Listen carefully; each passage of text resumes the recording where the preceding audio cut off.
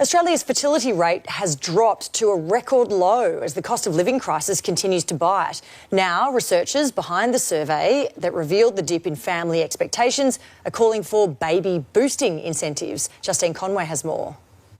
For Matt Nolan, there's no greater joy, but the economy is casting a cloud over fatherhood. We always had a plan to have two, but it's becoming, a little bit more challenging just with obviously, at the petrol pump, the grocery store. The pain's being felt across the country. Australia's total fertility rate dropped to a record low of 1.5 in 2023, down from 2.02 in 2008. Basically, we've seen about a doubling in the proportion of people saying they intend having no children. The Hilda survey is a snapshot of 16,000 Australians researchers have been following since 2001.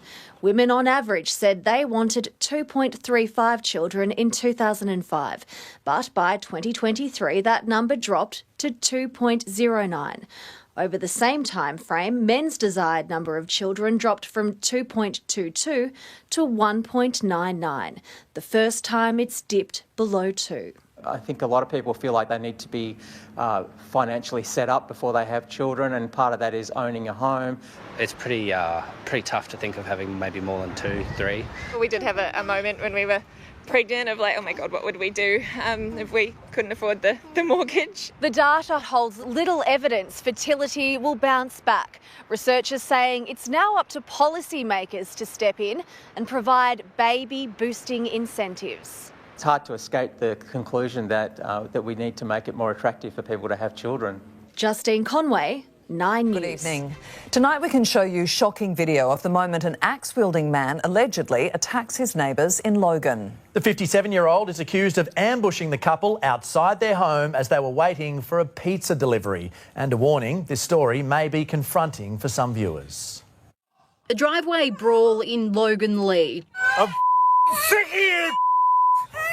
Call police! 40-year-old Sean Williams struggling to pin down his neighbour Craig Rackley, the 57-year-old accused of storming onto their property armed with a small axe around 7:30 last night. Call police!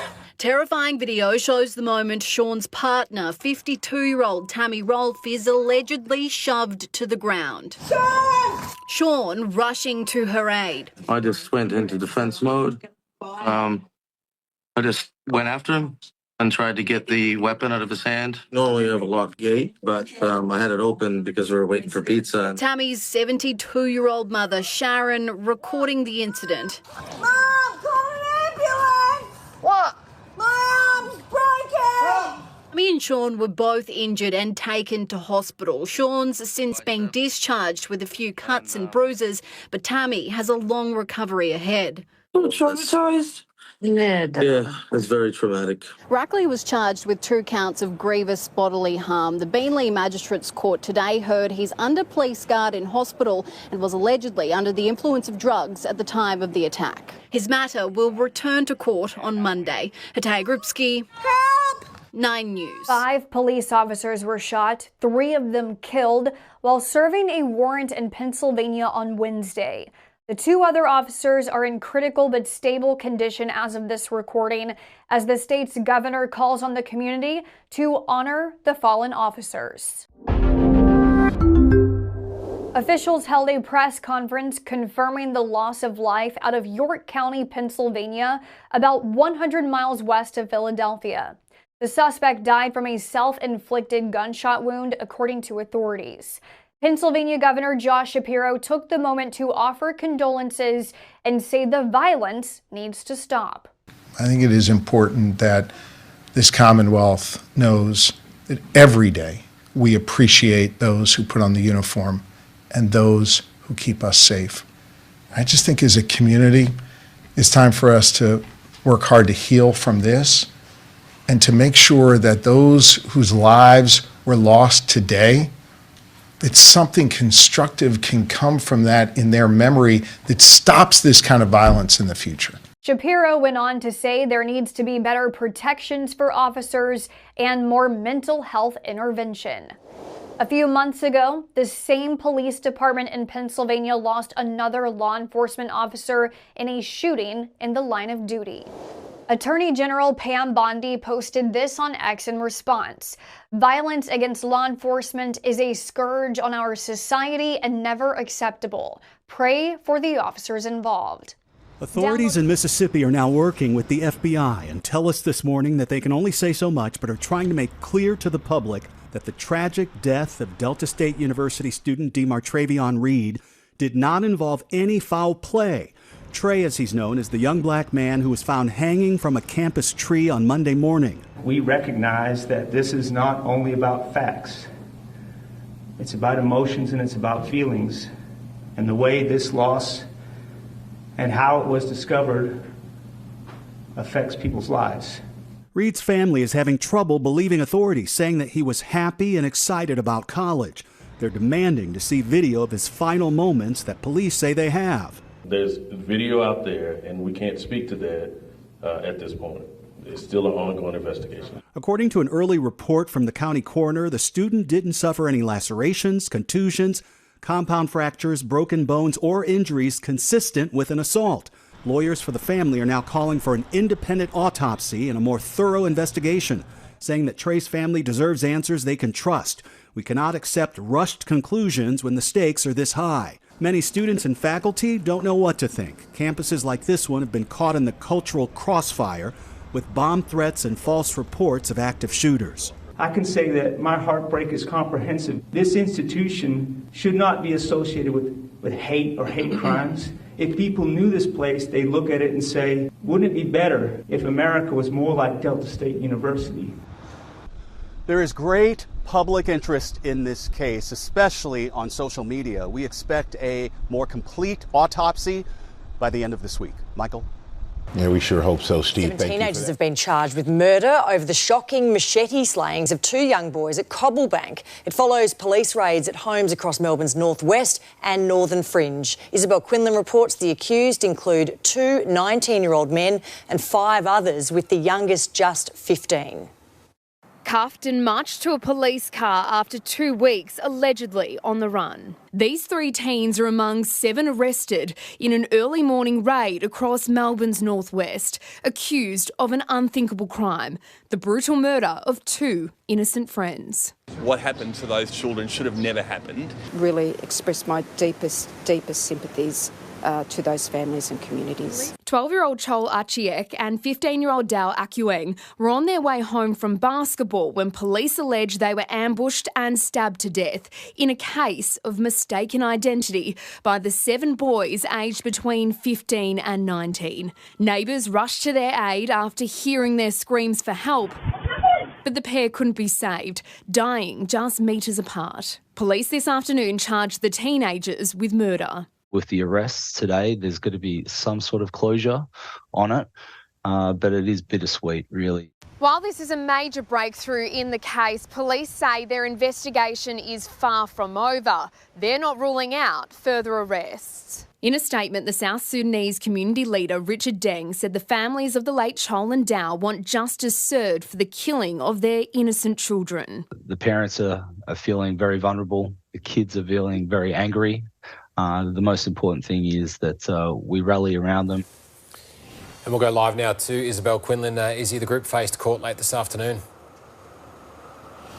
They did, Tom. 2 19-year-olds and an 18-year-old boy faced the Melbourne Magistrates Court, and they were remanded in custody until their next court date in December. The 4 others faced a children's court, and they will reappear in October, Tom. All right, Isabel Quinlan, thank you. We have some breaking news right now that we're following on Capitol Hill. In the last hour, lawmakers in the House passed 2 bills that could have a big impact on D.C.'s criminal justice system. Yeah, so these bills would change the district's laws regarding juvenile suspects. And our Matt Gregory is on the Hill for us tonight. Matt, sort of walk us through what these bills would do. And so these are the first 2 of 4 crime bills, Leslie, that will be voted on this week by the House of Representatives. The first one that was really dealt with Youth Rehabilitation Act, sort of changing D.C. standards for that, repealing some of the work they've done. And then the second bill would lower the age minors could be charged as adults. So both of those passed within the last, I would say, half hour to an hour or so. But let's take you through what happened today. There was, a little bit of debate that went on, and it dragged for quite a bit here. But the Republicans, the crux of the argument was that D.C. has become a haven for crime, and that it is the job of Congress and the right of Congress to control D.C. when it gets out of control.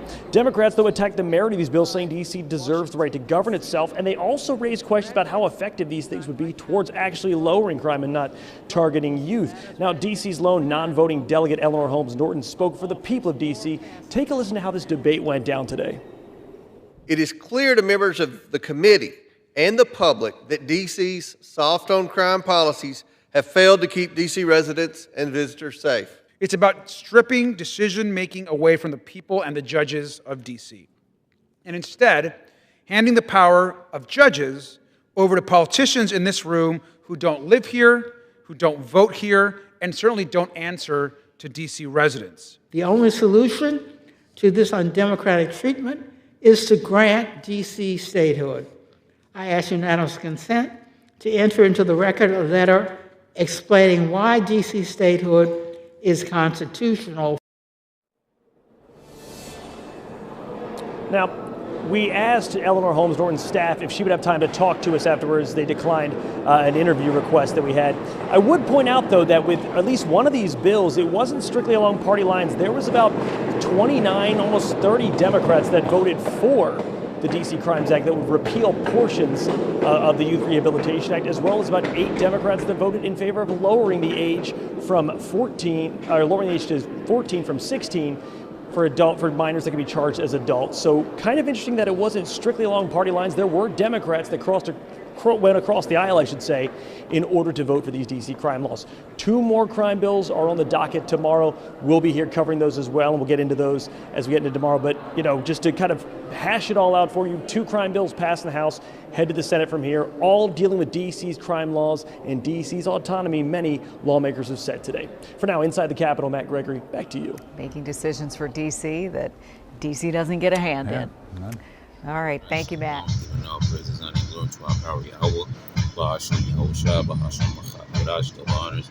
apostles, the bishops, and the elders, great millstone. Peace and blessings to the whole free elect of the tabernacles of David, scattered about the 4 corners of the earth, may be, wherever it may be, to I say shalom, shalom, shalom. All right, it's going to be brief. I just wanted to, come in and chop it up in between these 2 clips here, the one after and the one before, and maybe even the one before the one before. Speaking about those, I forget what that was. I believe that's Australia News that I looked into. 9 News. Those teenage boys there that deleted 2 of their friends, and they claim it was a case of mistaken identity, and I don't really know how that adds up. But that's another place. But the clip directly before is about Babylon the Great, and they're claiming that DC is a haven of crime, and so they were talking about lowering the penalty for basically these young individuals. Okay, so I guess they can try them as adults at a younger age than previously stated, which is I found interesting. Now, I'm not saying that this is exactly what is going on, but what it made me think about is I want to look up this here.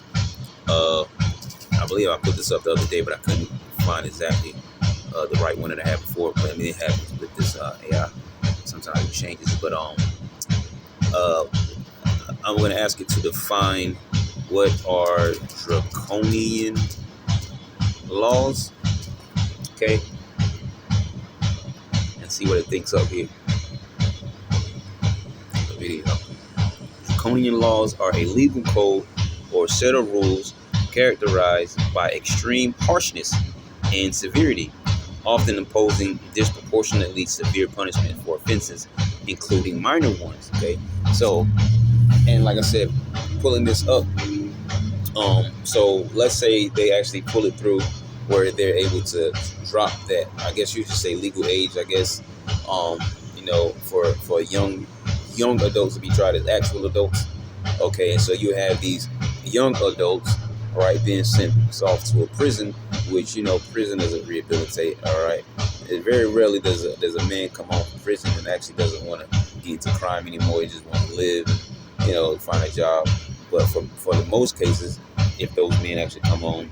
Okay, they just know more wickedness. All right, and so imagine now you got these young adults. All right, they are adults to a certain extent, but that's why I'm saying young adults. All right, to separate from the actual adults. Right, so you have these young adults now. If they pull this through, to be sentenced to prison or whatever.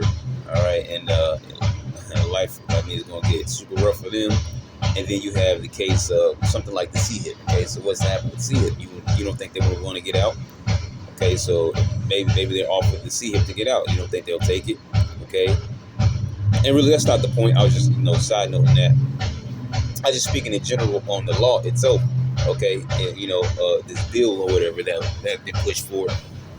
If it passes through, that I found that very interesting because if something like that could get passed in D.C., the state's capital, what would stop them from trying to do that in other states?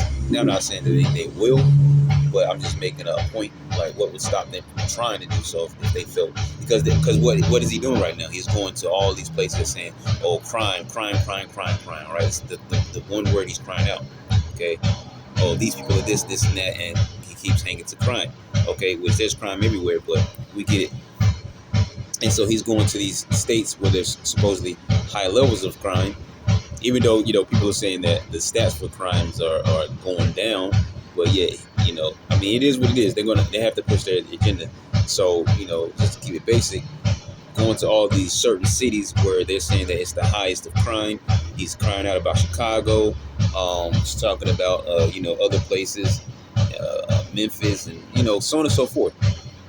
And you notice as things keep going on, other things keep popping up in other places because it's like a chain effect or whatever you call it, chain reaction, okay? And so, eventually it's just going to come to the point where they're going to want to lock everything down, okay? Now, like I said, this is just D.C. and it's not official yet, but I just, kind of found it interesting. Okay, and as far as little niggas go, to cut down on that, because you got to think about it. Like if the laws were implemented, I'm not talking about Esau, I'm talking about the Bible, right? If the laws were implemented, there'd be less crime. Because if you saw somebody get his house, as in his actual tent he lived in, and his household, like his family, his actual house, and all his cattle and everything he possessed, stoned. Okay, you think twice about doing a crime like that. I don't know about that one. I ain't really with that, okay? So yeah, but this is the crazy thing about Esau.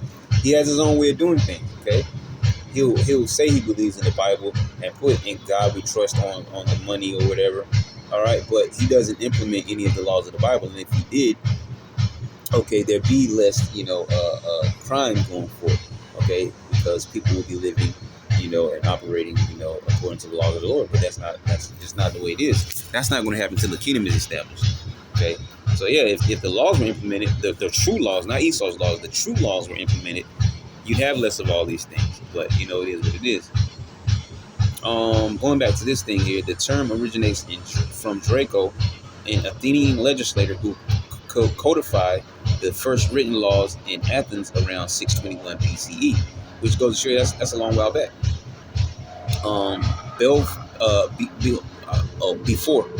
Before Draco's code, Athenian laws were unwritten and subject to arbitrary interpretation by aristocrats, leading to inconsistencies and exploitation. Draco's aim was to provide a standardized, publicly accessible legal framework.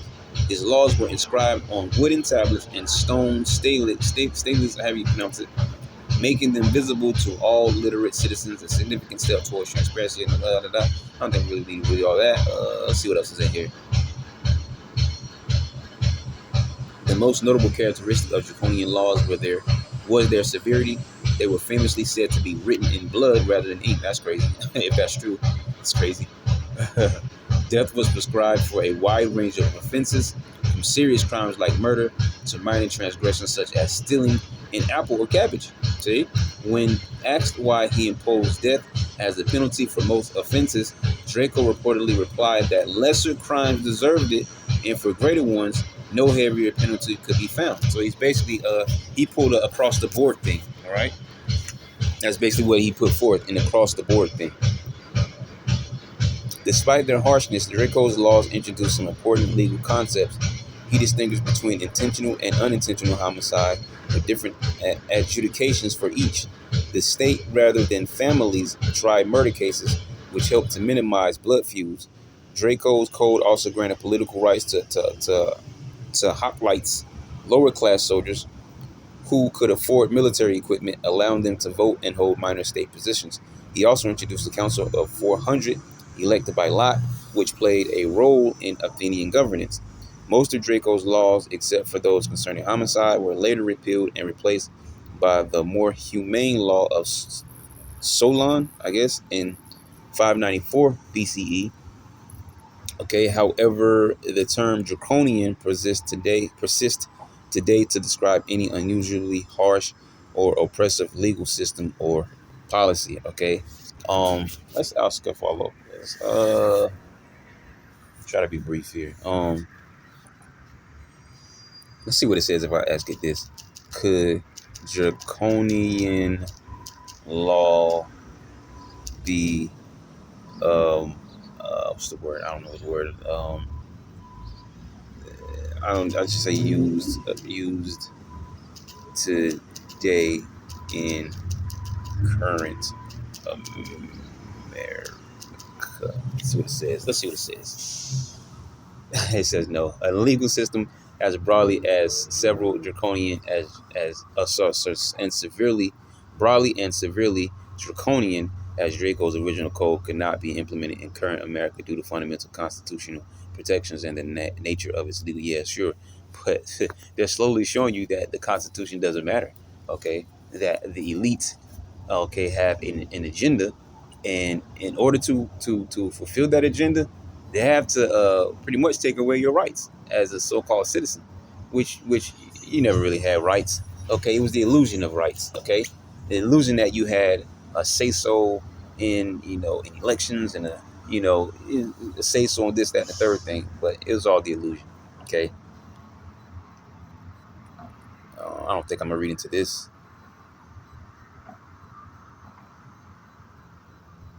Wow. Hold up. Maybe I will. 8th Amendment. This amendment prohibits cruel and unusual punishments. Draco's code, which prescribed death for minor offenses like stealing an apple, would unequivocally violate this prohibition. The Supreme Court has consistently the Supreme Court, man, stuff floating around. The Supreme Court has consistently interpreted this amendment to require proportionality in sentencing, meaning the punishment must fit the crime. Okay, and that's exactly opposite, obviously, of what draconian laws were doing. Okay, heavy crime, so severe punishment, the maximum punishment.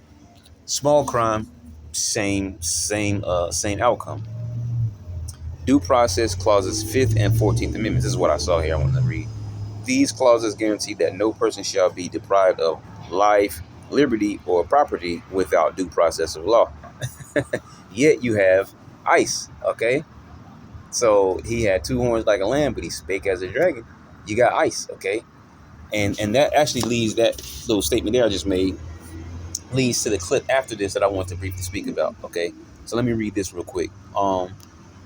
This includes the right to a fair trial, notice for charges, the right to counsel, and protection against arbitrary government actions. Draco's system, while providing written laws, lack many of the procedural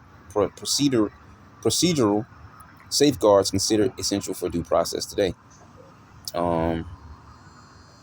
Separation of powers, your checks and balances. Yeah, the government divides power among the legislative, executive, and judicial branches. They taught you that in school, creating checks and balances. This structure, I'm not sure if they even still teach stuff like that in school, because math is ridiculous. My goodness. This structure prevents any single branch from unilaterally opposing a draconian legal code. Laws must be passed by Congress. And so it's, there's a lot here you could probably read to for yourself. But yeah, anyways, so like I was saying, that is what it is. Just something that caught my eye, very interesting. If it goes through, lowering that legal age to try individuals as an adult. Okay, it would be interesting to see how they put that forward to their so-called crime, right? because they're young age individuals creating crime too. So, but let's kind of scoot over to the clip after this, which is I found funny because it's just, you know, how Esau thinks, okay, when he's being deceptive, okay, but it's never clearly as thought out as he thinks it is. But where you have, they're saying that the because I can't remember exactly how it's worded, but so we'll just try to place it in the best way to get the point across, where your knowledge of this country has to be at such and such level in order to come over here legally. And it's interesting how they set up ICE to just randomly go after criminals, actual criminals, okay, we get it. But then even people who are not criminals, they're just working, okay? Maybe some legally, but also some illegally, but they're working, okay? And so you're going after both crowds and painting the broad stroke that all of them are just criminals or whatever, and all of them are just illegals, and that's not necessarily true.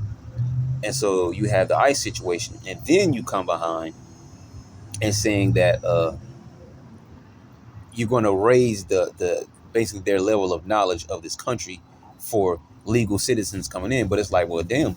The thing with that is, okay, so let's say I come over here legally, I pass your test, you know, the amount of questions, maybe I exceed the amount of questions, you know, I need to know to legally come into this country. I get my status, citizenship, or whatever it is. But then you have the case going right back to what? To ICE, where they're not looking at who's legal, who's not illegal. Because those South Koreans, I think it was South Korea, they're able to come back and work, okay? But you don't hear about that with Jake, okay, with the Northern Kingdom, okay? They're just illegal across the board. So if I come over here into the country legally and pass your test with flying colors, I still may get caught up and deported or whatever, or sent to some detention center where nobody ever hears about me again, or I have no contact with the outside world. I have grievances and they're not being heard, or whatever the case may be. So it's you know, the way that Esau does things, right? Like you can see how deceptive he is, but at the same time, you can see how nothing is ever well thought out. He's just rushing through what he does, and as long as it affects you Israelites, okay, he's okay with it, okay? Because why would I want to come over here legally through the system if I still may get deported? So it just doesn't make sense, man. And like I know it's a minor thing, it's a minor little clip there, but I also found that very interesting there. They're trying to make it harder for you to come in here, but even if you should pass that test, you have ICE waiting, where you'll show that you're legal, and they don't care. They'll still pick you up and deport you. So it's just, you know, kind of crazy. And then there's other things that are happening. I'm not sure if I'll talk about them. I have to look back through this because I got a good set of clips here. So, but yeah, that's the things that just kind of caught my eye with those particular clips. So I'm gonna leave that here. Whether or not I talk about some other things within the new news, we'll see. But for now, I'm just saying shalom. U.S. citizenship just got a little harder. Applicants will now face a new civics test with more questions about American history, government, and the founding principles of the nation. U.S. Citizenship and Immigration Service announced Wednesday that the updated test provides a similar format from Trump's first term in 2020, which had been removed by the Biden administration for making it more challenging for immigrants to become citizens. The new exam includes 128 questions, and applicants must get 12 out of 20 right in an oral test. Previously, they studied 100 questions and needed 6 correct answers. The change, officials say, is part of a broader push to ensure new citizens are prepared to fully participate in American life. Questions now cover the 10th Amendment, the Federalist Papers, President Eisenhower, Hamilton, and Madison, and American innovation. The rules apply to applications filed after mid-October. In the last decade, nearly 8 million immigrants have taken the oath. In 2024, more than 818,000 new citizens were naturalized, down 7% from 2023, but still above pre-pandemic levels. During 2020, pandemic shutdown slowed everything. USCIS received 7.7 million applications and naturalized just 625,000. Tonight, a dramatic ICE raid in Naperville causing a chaotic situation, according to witnesses there. Federal agents appearing to target a suburban roof repair business to the distress of the workers and many residents in Crest Creek. WGN's Julian Cruz shows you what happened in Naperville. Good evening. Residents stunned by the chain of events, witnesses describing ICE agents without any advance warning to homeowners whatsoever converging on this two-story home this early afternoon to the distress of many. There was obviously debris everywhere, tools everywhere, and then we've been finding tool belts. Bobby Fisher and his Naperville home has a giant hole in the roof with no one to fix it after an early afternoon ICE operation scattering roofers in all directions. Our neighbors witnessed agents with guns drawn running down, a residential street, which just seems irresponsible. The Fisher family not present when this all went down. They were out celebrating a birthday, coming home to an abandoned work site with all the roofers inexplicably gone. Neighbors quickly getting the Fishers up to speed. One of the roofers, who doesn't want to reveal his identity, telling us the hard-charging ICE agents were heavy-handed in his opinion, as they took many of the roofers into custody. They commenced to attack us, to throw us onto the ground, he says. The roofer, still shaken, barely able to finish his conversation, overcome with emotion. Some of them are fathers, the 32-year-old tells us, himself a father of 3. It's very hard what is happening to us. It's a lot of harm that they're doing to us. There shouldn't be anything wrong with guys making a living. I don't care if they're documented or not. Bobby Fisher wishing that the agents had used more discretion and done this at a safer location, he says, without putting the roofers or the neighborhood in harm's way. In Naperville, Julian Cruz, WGN News. Out to ICE for comment. They have not responded. Make a hole! Make a hole! Make a hole! You and Pete, you'll be under arrest! Back up! I'm here because ICE should be out of New York. I am here to ensure that we protect all our fellow constituents. It is not. We shall not be moved. We shall not be moved. We shall not be moved. Aquí estamos y no nos vamos. Y si nos echan, nos regresamos. For our people. One. We are the people. Two. A little bit louder. Three. You placed under arrest. We are the people. Two. A little bit louder. We want justice for our people.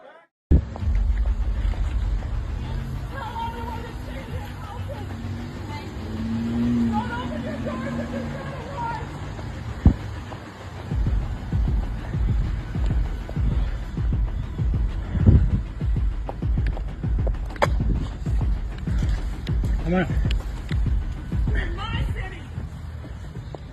This is my city, that's right! Take off your mask! Pussies. Take off your mask! What? What?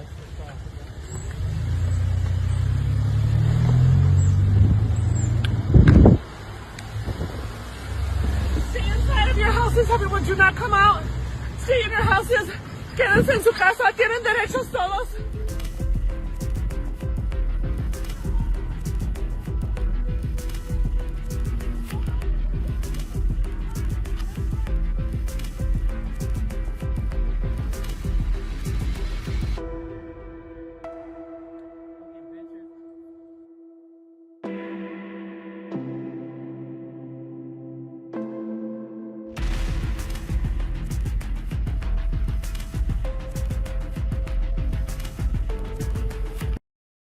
President Trump is looking to reassure foreign investors following an immigration raid at a Hyundai plant that ended with hundreds of South Korean workers being detained. The president posted on his Truth Social account, letting foreign investors know they're still welcome in the U.S. He wrote, quote, "I don't want to frighten off or disincentivize investment into America by outside countries or companies. We welcome them. We welcome their employees. And we are willing to proudly say we will learn from them and do even better than them at their own game sometime into the not too distant future." Well, I think he's trying to do damage control and project a more welcoming attitude towards foreign direct investment by international companies coming into the United States. I found it to be a welcoming response or welcoming message. I'm emphasizing a position that the president's long held, which is that international companies are a critical part of the U.S. economy. The South Korean workers came to the U.S. to build a $7 billion plant in Georgia that would reportedly employ thousands of Americans. The president wants foreign companies to train Americans to do the work, but that may not be as efficient for those companies. So the Korean experts have done this back in Korea. They've gotten the kinks out. They can anticipate problems that might arise, fix those problems. Following the immigration raid, the South Korean workers returned home. Meanwhile, construction at the plant has been paused until 2026. These Korean companies, for example, are reassessing the extent to which they want to make large investments into the U.S., given the uncertainty with respect to tariffs, with respect to immigration for their skilled employees. And he's trying to work around that and trying to make sure these companies aren't scared away. At least Parliament has passed a law governing artificial intelligence, and this makes it the first European Union nation to have comprehensive AI regulation aligned with the EU's landmark AI Act. Now, Prime Minister Giorgia Meloni's government spearheaded the legislation, saying that it establishes human-centric, transparent and safe AI use as the core principle, while also emphasizing innovation, cybersecurity and privacy protections. Now, the law also introduces cross-sector rules covering healthcare, work, public administration, justice, education and sport, requiring traceability and human oversight on any action taken by AI. It also limits AI access for children under the age of 14 years to parental consent. Now, the new law targets unlawful dissemination of AI-generated content such as deep fakes. Now, infractions will be punishable by between anywhere from 1 to 5 years in prison. Now, illegal AI use will also attract some tougher penalties for offences including identity theft and fraud. Now, according to the law, copyright will protect the AI-created works that require intellectual effort, while AI-driven text and data mining is allowed only for non-copyrighted content or scientific research by authorized institutions. In healthcare, AI can assist diagnosis and care under conditions, with doctors retaining final decision-making and patients maintaining the right to be informed. Now, the law authorizes up to $1.18 billion from a state-backed venture capital fund for equity investments in small to medium enterprises and large companies active in AI, cyber security, quantum technologies and telecoms will be covered in the ambit of this law.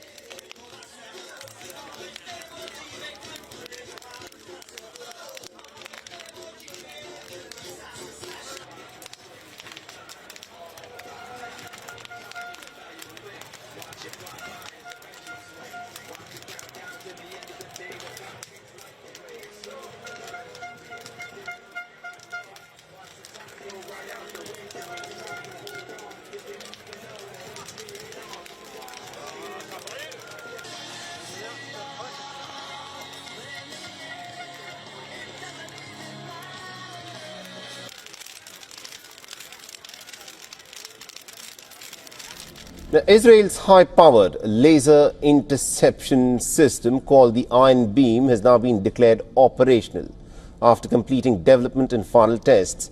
And WION's Shivan Chanana gets you this report. First, it was unveiled in 2014 at the Singapore Air Show.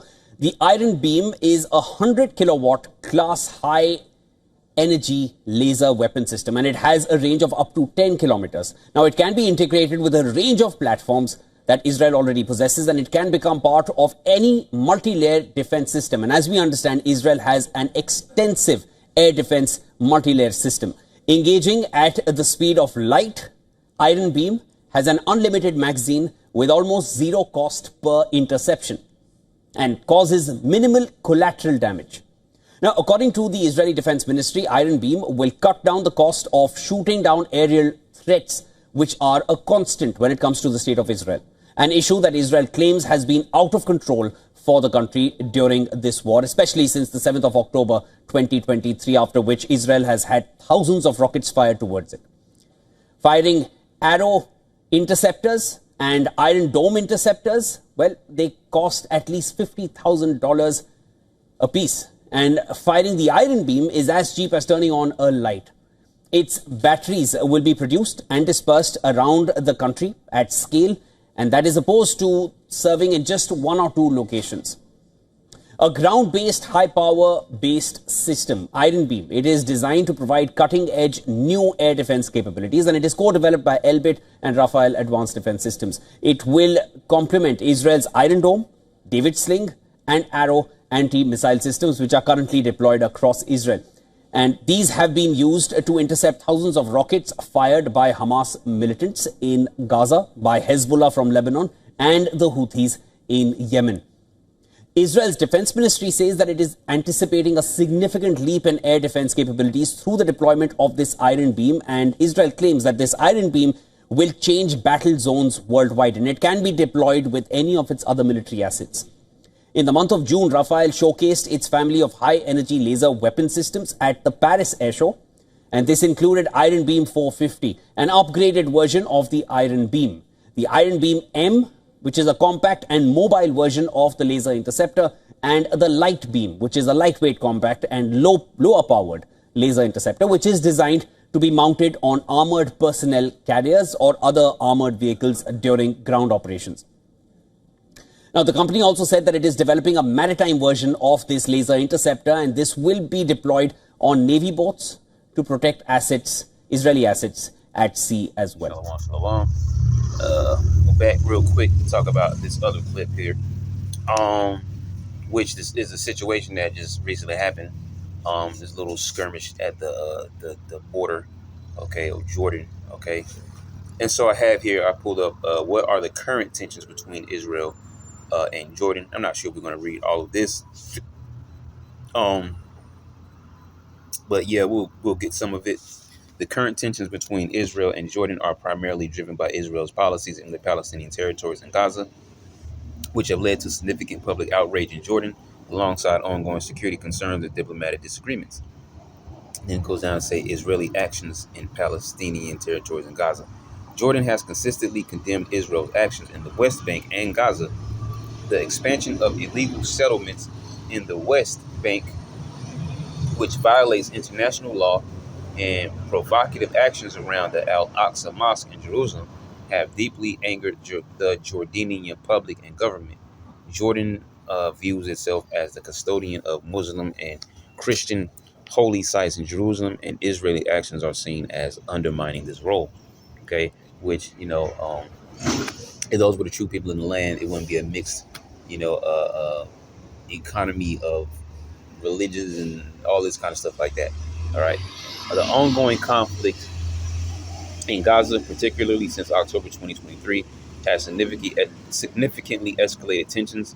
Jordan has criticized Israel's blockade of Gaza and the collective punishment of Palestinians, calling for a ceasefire and increased humanitarian aid. So Jordan is against what the Israelis are doing. The widespread civilian casualties and destruction in Gaza have intensified public solidarity with Palestinians in Jordan, leading to large protests demanding the annulment of the 94 peace treaty and an end to relations with Israel. Jordan even recalled its ambassadors. Jordan even recalled its ambassador to Israel in November 2023 and stated that Israel's ambassador would not be permitted to return. Security concerns, the regional dynamics. I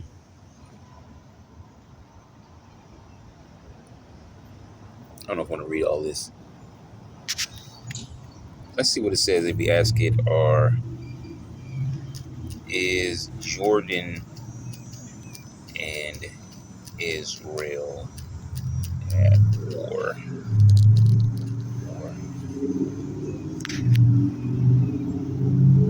No, Jordan and Israel are not currently at war. They signed a peace treaty, which you just mentioned, 94, officially known as the Treaty of Peace between the State of Israel and the Hashemite Kingdom of Jordan, or Hashemite, I guess, Kingdom of Jordan, whatever. According to while they are not at war, their relationship has been under significant strain, particularly due to the ongoing conflict in Gaza and Israeli policies in the Palestinian territories. Jordan has strongly condemned Israel's actions, recalled its ambassador, and seen widespread public protests against Israel. Despite these diplomatic tensions and public outcry, both countries maintain security cooperation, and the peace treaty remains in effect. Okay. But nonetheless, they just had a situation that happened at the border. And that's really all I wanted to look into it to see exactly, because it's probably not going to bring me up anything anyways in AI, because it just happened. But just to see where that leads, if anywhere, given this next clip here. Yeah, the next clip, okay, about this little skirmish that just happened at the Israeli-Jordan border. So, just something just stuck out to me. Not really much to say about this, because there's not really much to get into.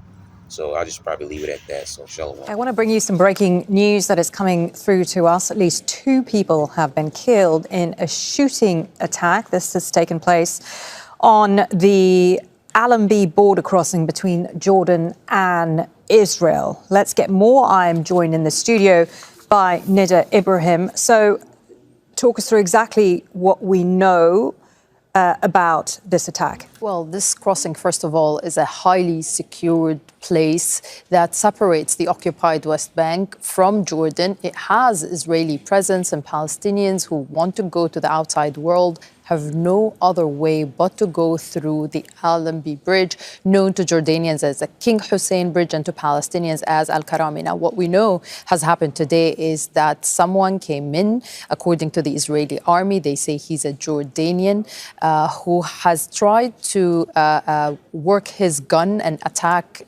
people there, Israelis namely, but they believe that the gun that he was having had a technical flaw, so he ended up using a knife to stab, and in the end we know that 2 Israelis were killed. It's not clear if they are members of the security company that operates there or what, but according to the Israeli ambulance, all efforts to resuscitate those who have been injured failed, leading to the death of these 2 Israelis. According to the Israeli army, they say that they have neutralized the attacker. Now, this, again, is a highly secured area, which causes a lot of embarrassment to the Israeli security establishment as to how a driver of a truck managed to get from the Jordanian side and conduct such an attack without being noticed and managing to kill 2 Israelis. Now, that takes us back to 1 year ago, exactly in September 2024, when a Jordanian driver also was driving a truck, entered the crossing and shot and killed 3 Israelis at that time. Now, judging from what happened then, the Israeli forces have closed and shut down this crossing, making so many Palestinian travelers stuck even inside the bridge itself or outside, trying to go from and to the occupied West Bank. It's also a main hub for the material, for any imports that are coming in from the outside world to the occupied West Bank. That will be no doubt stopped for a while now, as well as some exports going out from the Palestinian territory. It's a very important strategic location, and it remains to be seen how the Israeli forces are going to be dealing with it, but we know that they're going to be closing the bridge until we know some more. Thank you so much for explaining that to us. Nida Ibrahim there for us. Don't miss out and get the full picture. Subscribe to Al Jazeera for reliable news and expert insights. Like, share, stay ahead.